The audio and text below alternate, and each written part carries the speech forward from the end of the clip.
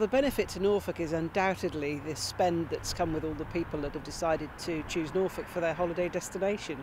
All those businesses who had a terrible time last year in the pandemic with all their businesses closed have benefited from those pounds and pence coming into their coffers rather than going abroad into Europe and places like that.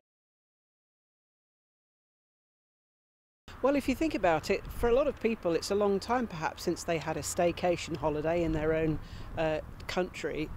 Those people who have been used to jumping on a plane and going off to Europe, even with families and so on and so forth, have suddenly found the joys of the benefit of a shorter journey, no problems getting there, and then staying in a lovely resort with hopefully good weather, as we've had most of the time this year. So I think that then turns the mind to, well, do we want to keep buying a holiday off the shelf every year, or perhaps we'd like to have somewhere that we could come back to year on year, and possibly even think about changing our lifestyle entirely and moving to a place like Norfolk.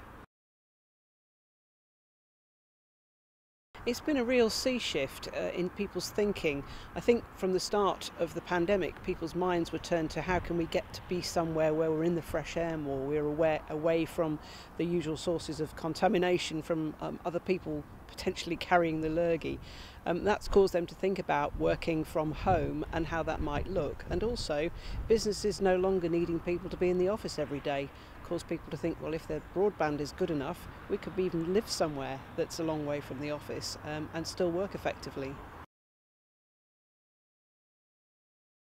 For people selling their homes, there really has never been a better time. I know that sounds like a real estate agent phrase, but for the market that you're selling into now, which has traditionally been very much local people moving locally and a few holidaymakers coming in wanting to buy a holiday home, there is a much, much bigger market to sell into now, and that's people who are choosing Norfolk to base themselves for home and for their work.